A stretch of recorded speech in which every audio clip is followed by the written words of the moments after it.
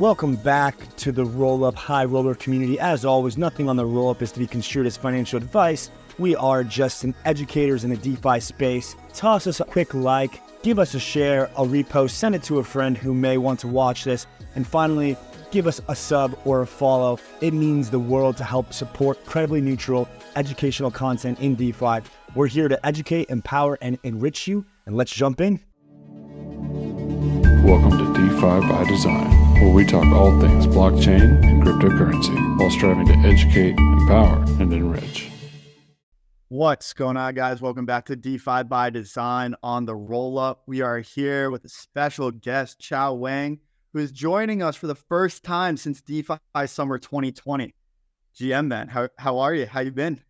GM, good to see you again, Robbie. Likewise. I mean, dude, so much has happened. Like before we just kind of like dive into what's new and exciting now, like kind of like get us caught up on like what have been the highlights since 2020 that like you can recall in like this kind of like speed run from DeFi Summer up until now. Like, how's your bear market?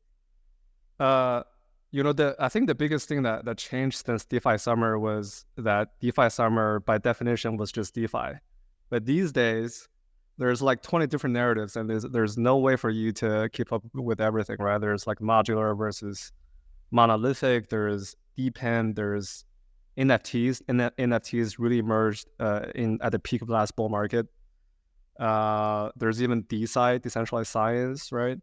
AI is getting a huge narrative right now. With Firedancer, all these AI coins pumping. So for me right now, it's impossible to keep up with everything. That's the biggest change. Yeah, that's been the thing, and we even saw that going from DeFi Slate to the Roll-Up. The idea there was to incorporate infrastructure more into the content that we were producing, and now we're kind of like back. Like the users are back. We're so back. Like everything is just. It just seems like there's a lot going on again, and it goes from like. Almost kind of like boring, like in the slow times, and like you're really hungry for like that new thing that's going to be like really killer, all of a sudden to like not being able to keep up with everything that's going on. So like you mentioned a few things there. I mean, AI is certainly exciting. Like Vitalik launched a paper maybe a couple days ago. Not sure if you had a chance to read that, but like, what's been your thesis as you see kind of like this unbundling effect, right?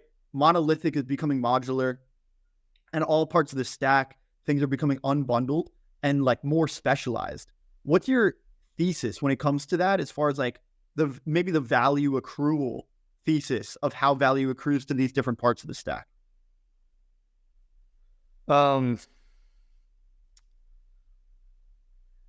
Long-term value accrual, I don't know.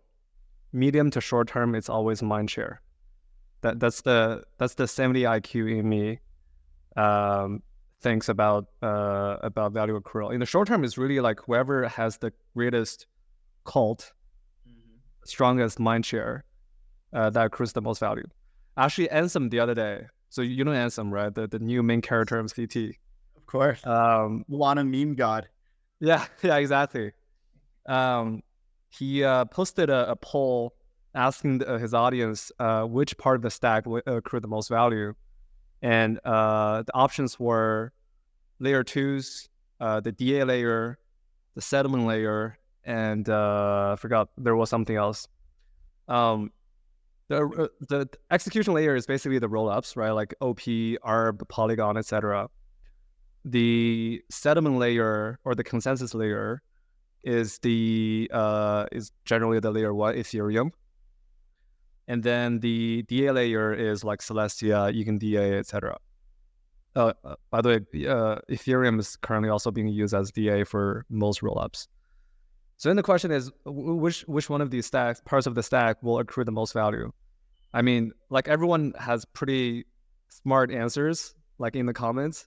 I was like, I don't believe in any of those things. It's just wherever everyone is chilling, again, accrues the most value.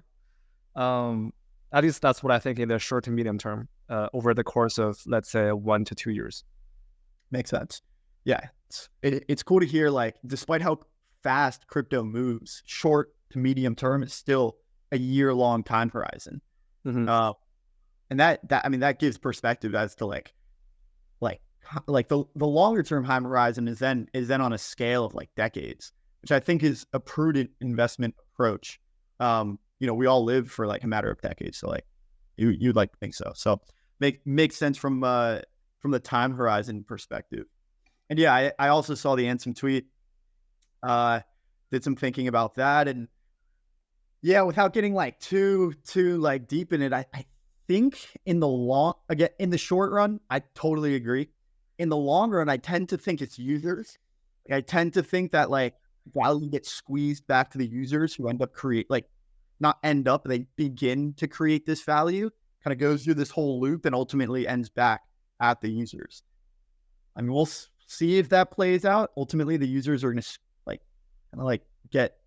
we're going to be paying something for their services. It's going to get spread out to like all the tools that they use to fulfill their orders and kind of like execute on their ideas. But yeah, very, very interesting to see like in this modular landscape, it's no longer like the fat application thesis or the fat protocol thesis. Now, modular landscape kind of blows that all up, and value kind of like just goes to everything that's like accruing mind share in the moment, as you say. So like, what is accruing?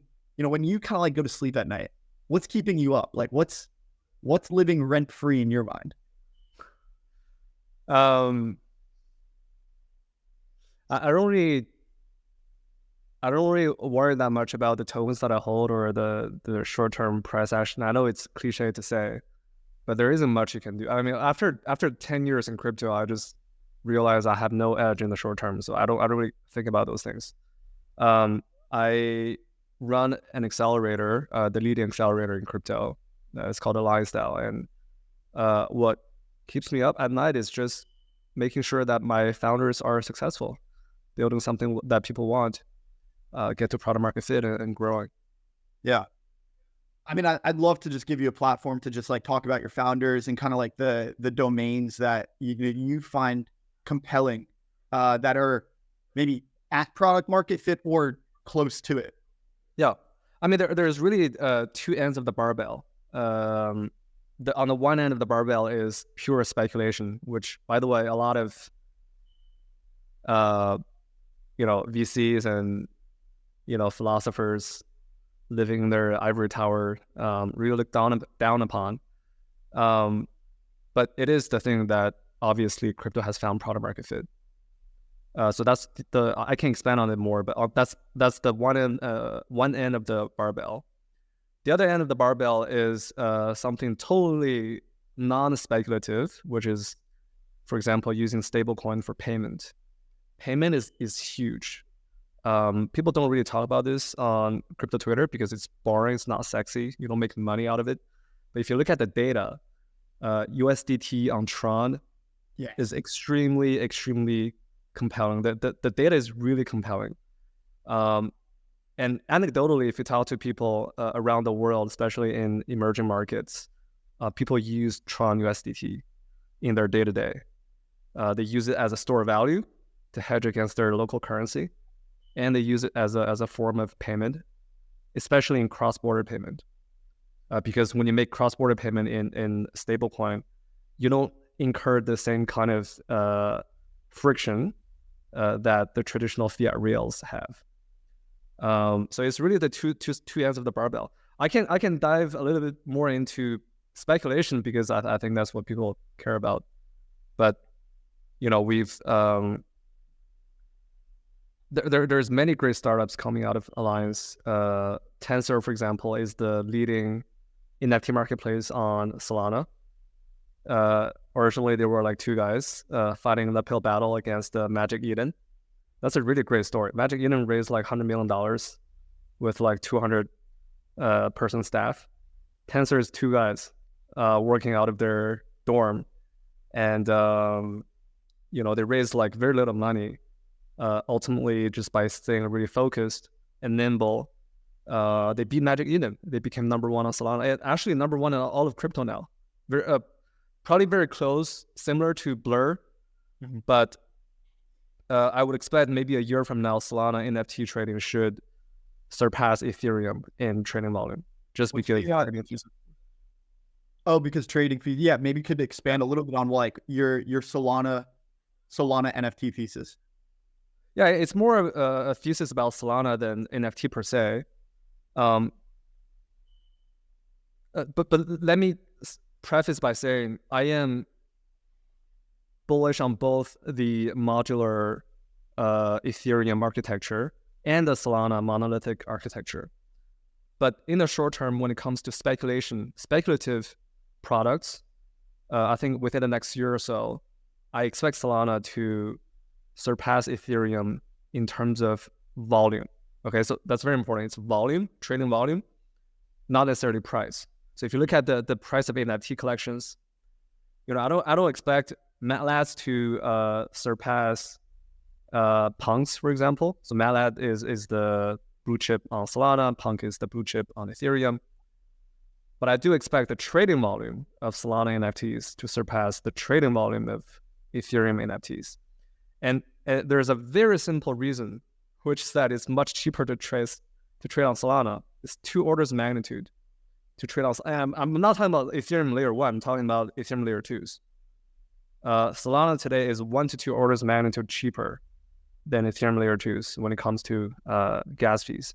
So this applies to NFTs, but also fungible tokens, right? So I don't know if you use DEX Screener. I'm sure a lot of the DGens that listen to our pod use DEX Screener. If you open DEX Screener today, and if you look at the top, let's say 100 coins, trending coins on DEX Screener, I mean, basically half of it is Solana coins, and it's really simple why that is the case. Is because Solana is cheaper to trade. Yeah, so I think that's what's going to happen. And so as a result, as a result of this, I think the NFT marketplaces and the fungible token DEXs on Solana, in my mind, will accrue more value than their Ethereum counterparts about a year or 2 from now. Here's DEX Screener on the screen, and it is just filled up with Solana. Yeah, like Pandora. Oh, Pandora is interesting. I don't know if you followed Pandora. I haven't followed very closely, but it's this new fungible, non-fungible mix. But yeah, anyway, back to the original point. It's filled with Solana logos, right? These are Solana coins. Yeah. And you'll notice even something like Pandora, which I'm not super familiar with, but I'd love to learn more about. Like Pandora on Solana is outpacing Pandora on Exactly. And that's what's that's the whole thing behind my thesis. Mm-hmm. And I think this latest meme coin season, sponsored by Ansem, is really like an inside look. It's really like an inside look into what's to come, and the fact that meme coins on Solana are trending, and DeFi Summer last time we talked was on Ethereum. Now it's not on Ethereum. Now it's on Solana. Like that signals the trend, right? For not only fungible tokens, but also non-fungibles, and speculation in general, I think was kind of like the opening of this.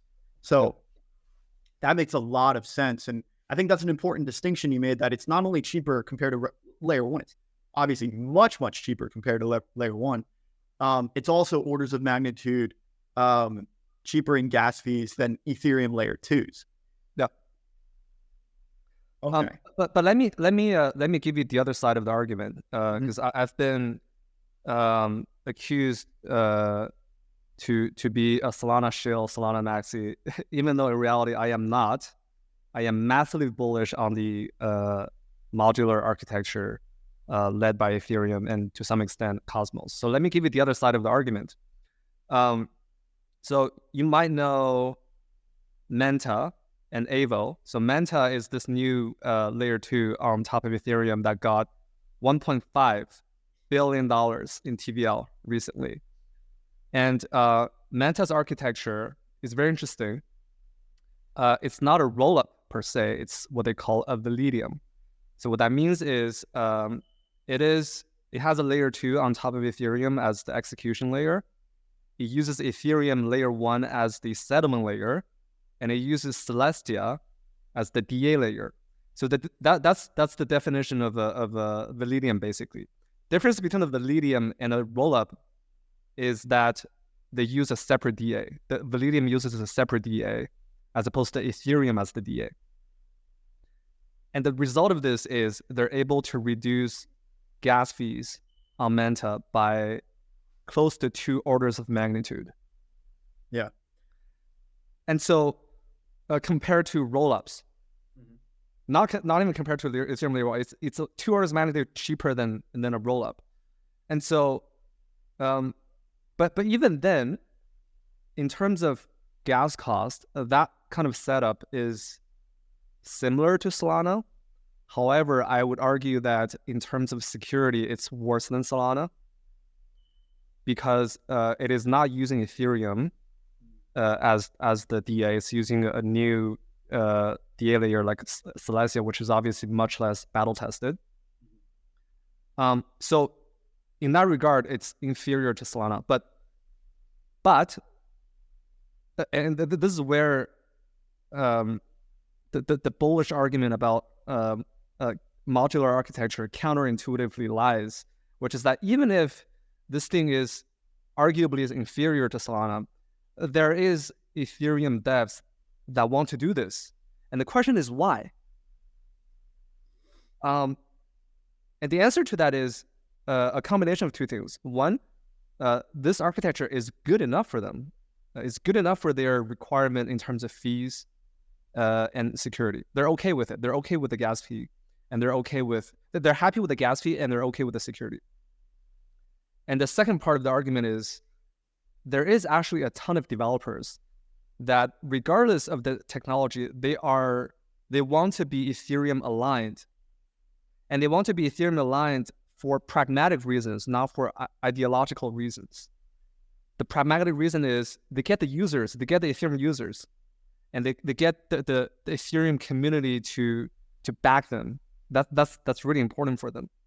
And this is one of my recent, like on a broader point, this is one of my one of the things that I realized recently, just anecdotally talking to developers, which is that if you are a developer new to this space, oftentimes, and you're in the process of choosing which chain to build on top of, oftentimes, the most important factor in your decision is not the tech, it's the interpersonal affinity.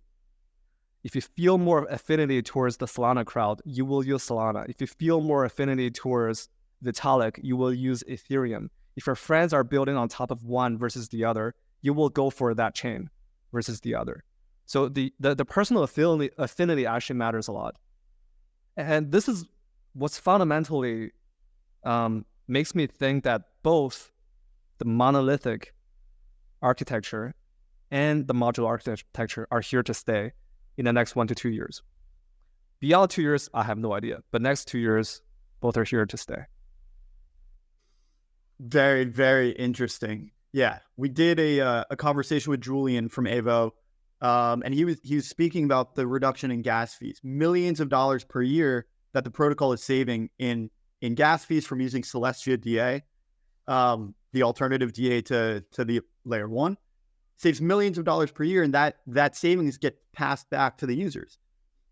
Now, I think that's extra justification for the value accrual layer back to the users, but that's my own bias. Users will always get benefited more and more over time because the tech gets better and things get cheaper. Scale gets higher. Mm-hmm. Yeah, and you don't have many perspectives out there, and I think it is an affinity orientation. Like you don't have very many perspectives out there that create a scenario for both monolithic and modular architectures. The camps out there are choosing one or the other. They don't really have much mind space for both, right? So I think that's a very unique perspective, and it makes sense. Let me try to articulate the argument, see if I get it right here, which is that the monolithic architecture saves magnitudes of gas fees while also creating a more secure environment than a modular one. What the modular architecture creates this alignment and allows developers to embrace their affinity for certain communities. Yeah. Look, history is highly path dependent. If Solana was born before Ethereum, right, I think Solana would be the de facto winner. But the fact that Solana was born 4 to 5, maybe 6 years after Ethereum means that there's now room for both. Like for me, Solana tech is better than Ethereum, period. But the fact that Ethereum is the front runner, is the first mover, and actually has real network effect means that it is also here to stay. Let's take a quick side quest on this path, which is that like doesn't really get talked about very much, but Sam Bankman-Fried played a very important role in the development of Solana. And as you say, I think I tend to agree, history is very path dependent. Are we now like totally past the era of his involvement? Will his involvement have any lasting effects on this path for Solana? No, look, we're certainly past the involvement of FTX. And in fact, a year ago when FTX collapsed, November 2022, almost everyone got bearish Solana because they thought that the collapse of FTX would lead to the collapse of Solana. I made a very simple counter argument, which is that if FTX is indeed a bad player, which in hindsight it is, then getting rid of this bad player is actually net positive for Solana. And I think a year later, that has been proven right. So we're certainly past that. Solana has now a very organic and strong community of developers. Probably number one after, number three most active developer community after Ethereum and Polygon. But now Solana actually has another really big supporter. I think people are not really talking about it, and that's Jump. Jump is actually playing a really interesting role in Solana right now by building Firedancer. So for those who don't know, Firedancer is one of the upcoming high-profile clients that Jump is building for Solana. Solana right now has one client. And by the way, that's the reason why it went down earlier this week. It went down, right? Again, after like 12 months of uptime. But the reason for that was because of a client bug. And because Solana only has one client, the whole network went down. Which, by the way, is a thing that will not happen in Ethereum because Ethereum has multiple clients. But Solana people have realized this problem for a while. They're building multiple clients now. Firedancer is one of them. It's being built by Jump. Jump is one of the best high-frequency trading companies in the world. And the reason why this is such a big deal for Solana is because Jump has one of the best high-throughput, high-performance engineering teams in the world, because their entire trading business depends on it. And the fact that they're either helping Solana, I think really is a big deal. I've heard numbers ranging from 2x to 10x performance improvement from the current Solana client upgrading to Firedancer. So it's a big deal. Very, very cool. Welcome, Modular Penguin, to the stage here. GM, the guy that I share all my theses with on Twitter. All I see is Qiao's tweet, and I'm like, dude, is this guy reading all my stuff from October? Or am I just reading all of his stuff? What would I miss? Sorry, boys. Yeah, so a little bit of Ethereum modularity, a little bit of Solana monolithicism, and arguments for both, bullishness for both. and a little bit of a side quest with Sam and his involvement, but I think we're past that now. Now, more importantly, is Jump's involvement in Solana and why that's a big deal. And like Qiao, you kind of mentioned like why running only one client was a problem. I think that's like the word that we hear all the time, which is centralization. And now with is the idea that Jump is going to add another client, or are they just going to now just upgrade the current client to a better one? They're building a second client. So Firedancer is a separate client from the current Solana client, and that one apparently will help improve performance by a factor of 2 to 10. I've heard like all sorts of numbers. I don't know I don't think anyone knows yet. Firedancer is probably still a year away, maybe, from going live. But yeah, it's a second client. Yeah. Okay. So hopefully that not only improves the throughput performance, but also like the redundancy, so that if one client does have a bug, it won't go down, right? It won't break. It'll continue to run. It'll continue to run. So yeah. For like it went down again. I was shocked. I thought Solana, I don't know why in my head I thought like it was past those days.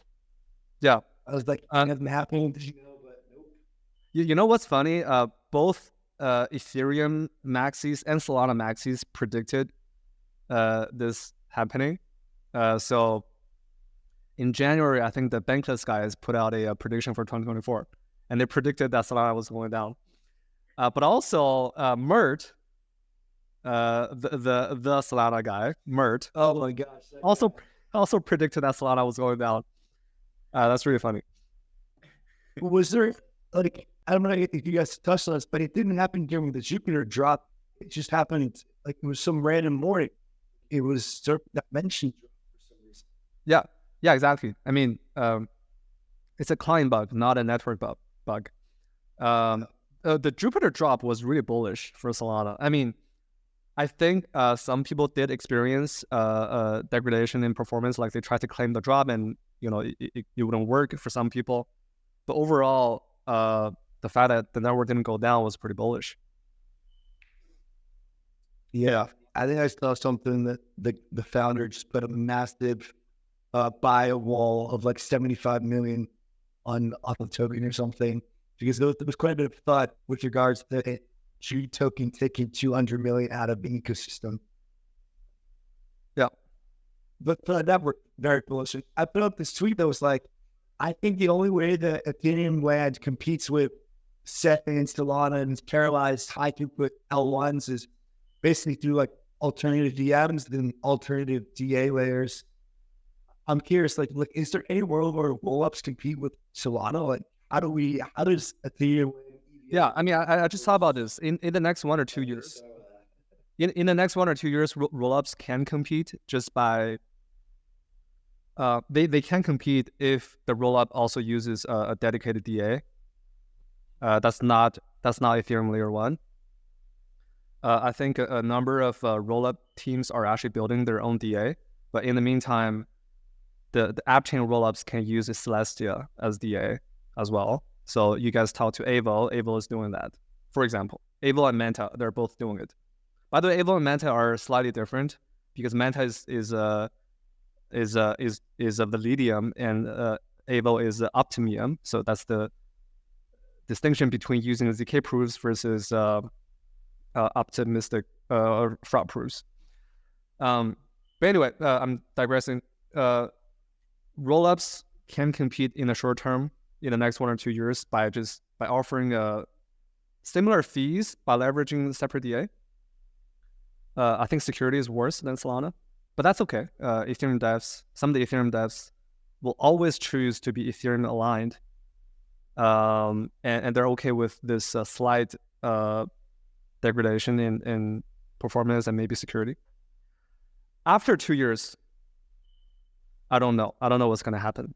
I think there is a possibility where, let's say, Monad or Say V2 goes live, gets a lot of traction, become the de facto EVM layer 1, At that point, maybe some of the Ethereum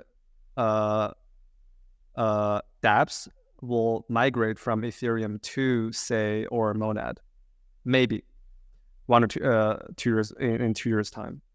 And at the same time, people can still do rollups on top of, say, a Monad.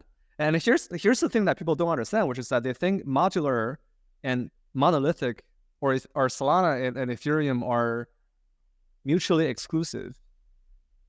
They think that it's incompatible. In reality, you can have a parallelized high throughput layer 1 with rollups on top of it. So maybe there is a path for the two visions to merge 2 years from now. We'll see. I don't know what will happen, but it's a possibility. Yeah. Yeah. And you spoke about that kind of like combination vision, which is a very unique perspective to include both a bullish case for modular Ethereum and monolithic Solana. Now, the one, and I think Andy's all caught up to this point. So like the one thing kind of like new ground that we haven't quite covered yet is Cosmos. Where does Cosmos is modular architecture? Where does it fit in to this kind of like this space essentially between? Yeah. I'll give you I'll give you first an abstract explanation of Cosmos versus Ethereum, but then I'll give you some pragmatic ones. The abstract difference between Cosmos and Ethereum is that Cosmos, you can think of it as horizontal modularity, whereas Ethereum is a vertical modularity, meaning in Ethereum, you unbundle the 3 or 4 parts of the stack, meaning settlement, DA, execution, right? But in Cosmos, you go horizontal. Instead of unbundling the stack, you just scale by adding more chains, because every Cosmos zone is a new chain, right? So Cosmos is horizontal modularism. That's the abstract theoretical distinction. Which one is better? I have no idea, to be honest. I mean, you can make arguments on both sides, but empirically, what's happening today is on Cosmos is finding a niche PMF in middle layer or infra projects, right? Like Celestia is built on top of Cosmos, is using the Cosmos SDK. By the way, a lot of people don't know, but Polygon is using parts of the Cosmos SDK. They're using the Tendermint. The Polygon POS is using Tendermint consensus. There's also projects like, what's that bridge again? I can't remember the name. There's a bridge that's built on top of Cosmos. Wormhole launched W, or they announced W. It's not Wormhole. IBC, Axelar, or Axelar, yeah. Axelar is built on top of Cosmos SDK. Lava, which is a decentralized RPC. Save U1 is built using Cosmos. Berachain as well. Berachain, yeah. So you can now see a pretty a common denominator across these projects, which is that they're all infra projects. The only app project I can think of is DYDX. That's on Cosmos. But most apps that are launching their own chain, their app chain, are on Ethereum. Right. And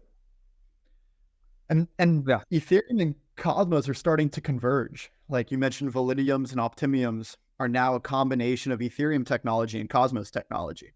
So you kind of get the best of both worlds in a sense with the modular architecture, because you get the Ethereum affinity, the composability with the community and the ideological alignment.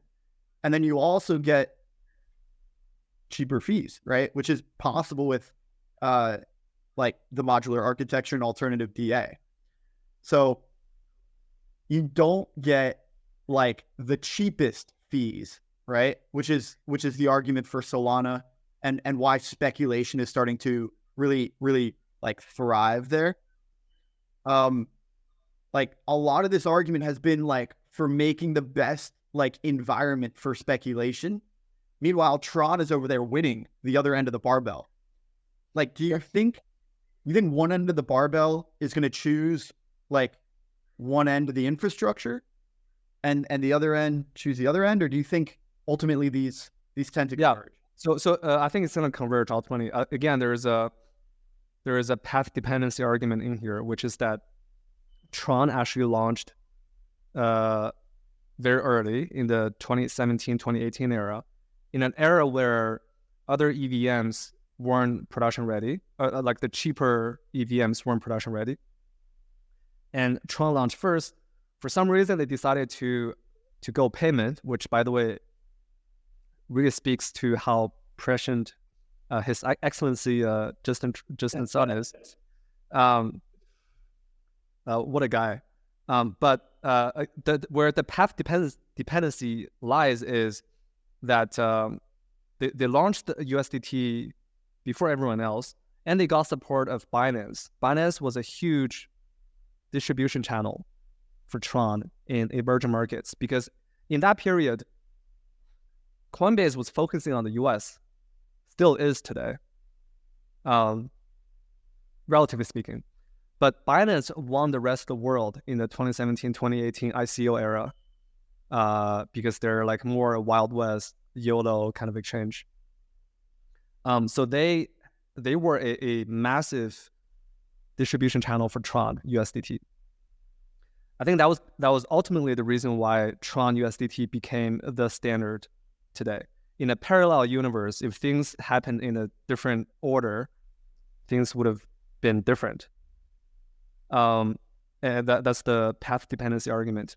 But I think in 2 years' time, if Solana continues to be really cheap, which I think Solana is cheaper than Tron, and if the Solana Foundation, the team, focuses on payment, I can see Solana taking over the role of worldwide stablecoin chain from Tron. I can see that happen. I'm not predicting it, but I can see that happen. Yeah.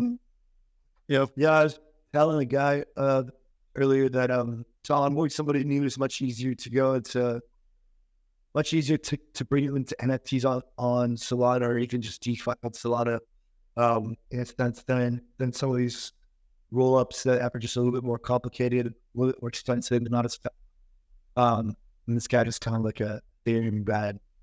He's kind of mind blown, and I was like, yeah, man, I know things have changed a bit, but it's I don't know. The barbell thought is a good one with regards to where people will go, and I think generally it converges into the best, the best tech. But it also just feels like there's so many roll-ups being built. People are still building L1s and different chains, and we're in this era of like abundant block space. But if we're predicting convergence, we're either predicting like a couple of winners or like some sort of chain abstraction where you almost don't even know where you are within this blockchain landscape. I'm curious your thoughts on this block space, infra, new chains every week, every day kind of situation. Like, are you getting a lot on the private market roll up something like, hey, we're raising? Like, how do you think about the private market about these things too? Like, maybe we just start on this block space thing first. Yeah.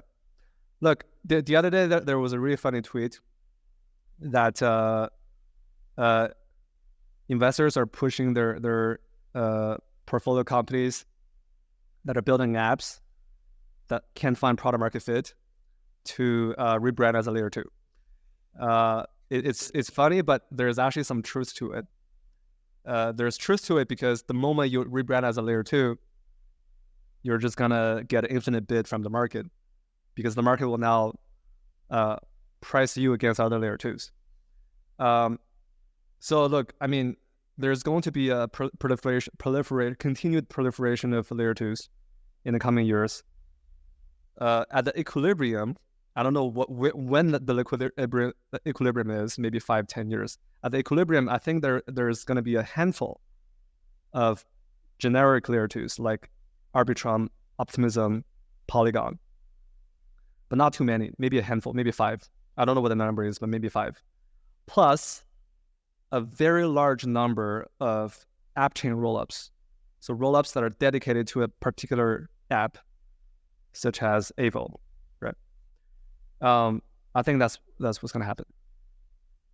Yeah.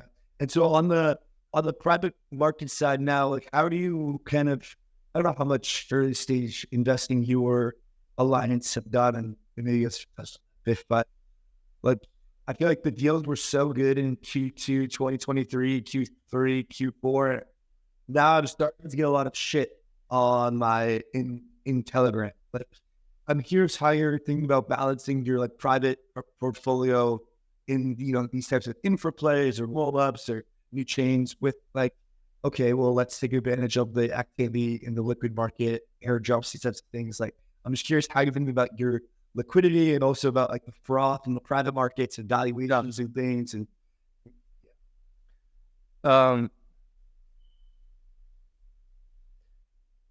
so I do public markets on my PA and the private market with Alliance.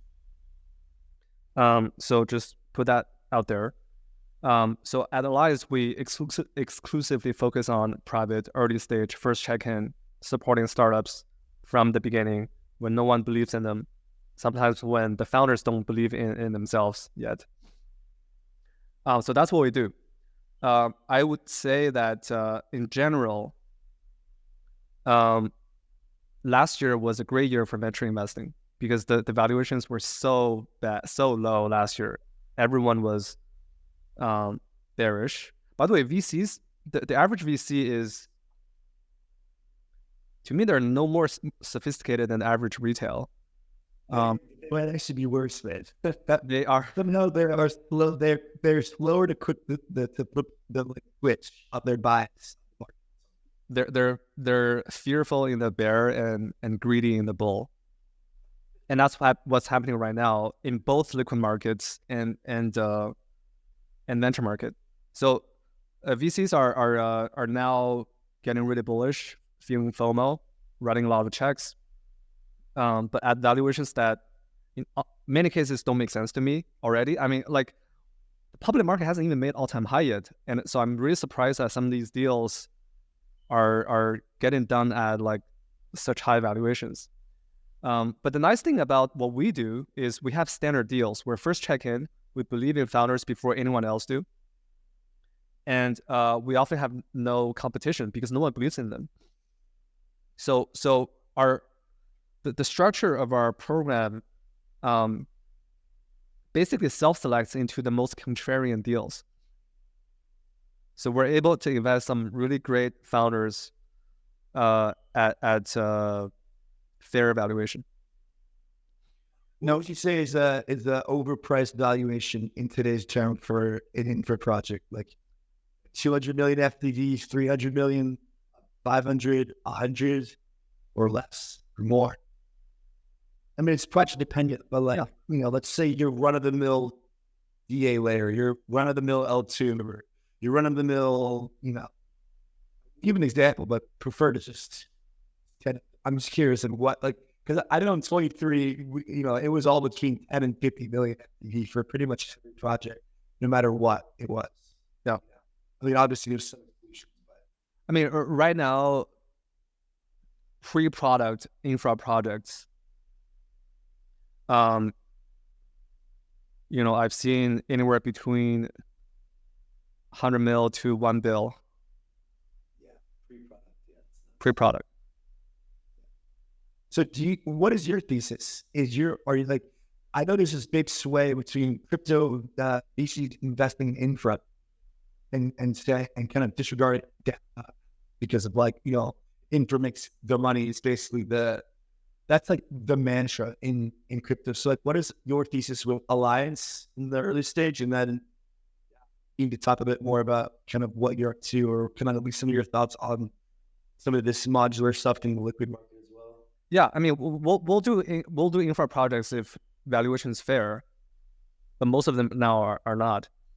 And this is a really annoying phenomenon to me. I mean, a lot of these infra projects will make a lot of money for VCs, but there's a massive overinvestment into infra for the last few years, and I think it's net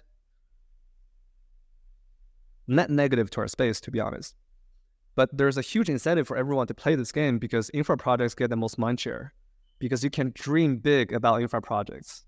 There's no limitation as to how much. It's speculation. Retail will find all sorts of narrative to pump their bag. They will talk about it. There will be a lot of drama.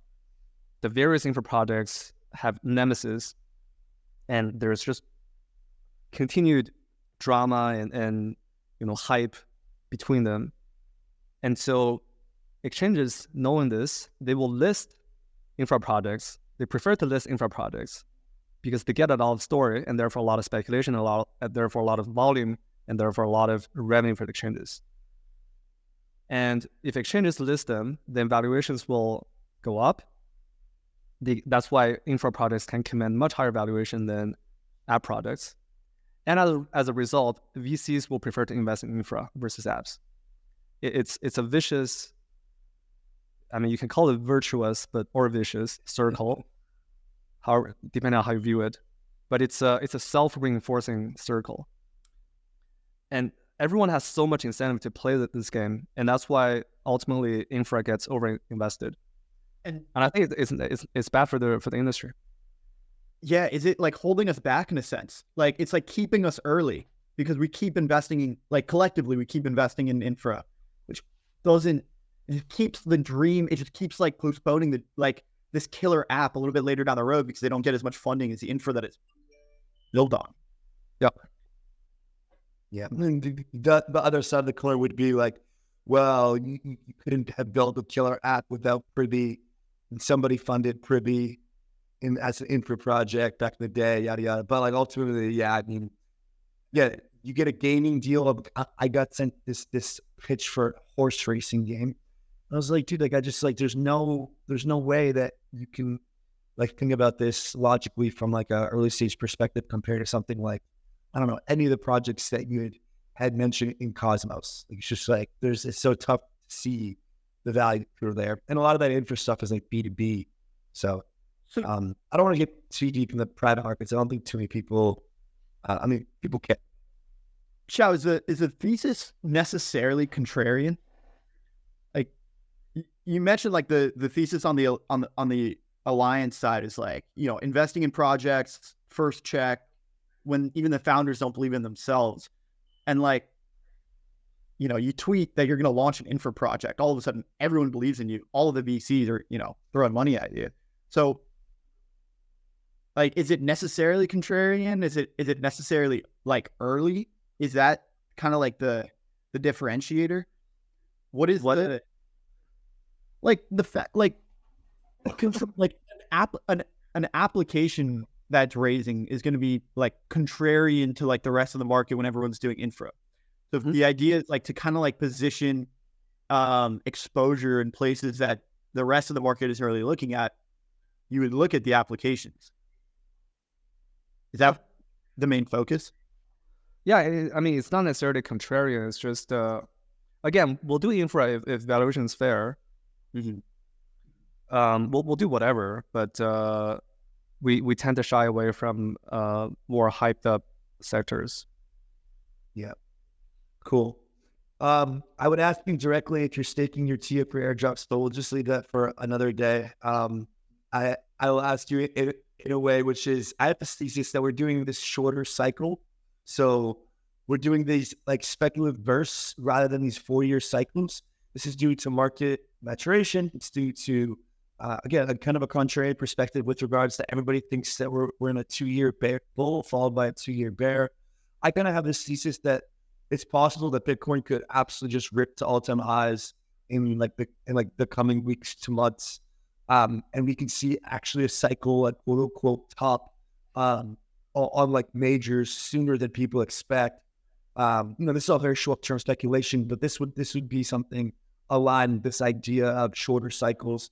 I'm curious where you think we are in this cycle. I know this is our third cycle, so you're also trading meme coins and doing the highest TAs. Fourth, you're already past the third cycle, which is where we are. Which your tweet was very applicable to me this time around. Of like last time I was like, no meme coins. This time I'm like it's something's gonna happen. Yeah, Bob's got to go to the moon, so like somebody's got to buy it. But yeah, where are we in the cycle? What are your look, I don't necessarily think we're in the shorter cycles or longer cycles forever, but I think we're no longer in a 4-year cycle regime, and I think people are still stuck in that 4-year cycle regime mindset. And I think that the sooner they get out of that mindset, the better they are, the better off they are. Because right now they have so much PTSD, they think the market has to go down to 30K because that's what happened in the last cycle. You shouldn't use last cycle as one data point, the one data point to predict what's going to happen this cycle. You have to look at the prevalent circumstances. This cycle in particular is my base case. I don't know, but my base case is that it is in fact a shorter cycle, and it was arguably pushed forward by the Bitcoin ETF. Well, not arguably, it's certainly objectively pushed forward by the Bitcoin ETF. I would not be surprised that we see an all-time high by summer, and then a top at the end of the year or maybe early next year, which would put this cycle 6 to 12 months ahead or shorter than the last one. And then the next cycle could be shorter or longer, but I think if it turns out to be a 4-year cycle, it's more of a coincidence than a continuation of the 4-year regime. The market has changed, right? Used to be the case that Bitcoin halving had a pretty outsized impact, but now over time halving percentage goes down, so that should have less and less of an impact on the market. But anyway, I have to jump. Great chatting with you guys. Thank you for going on.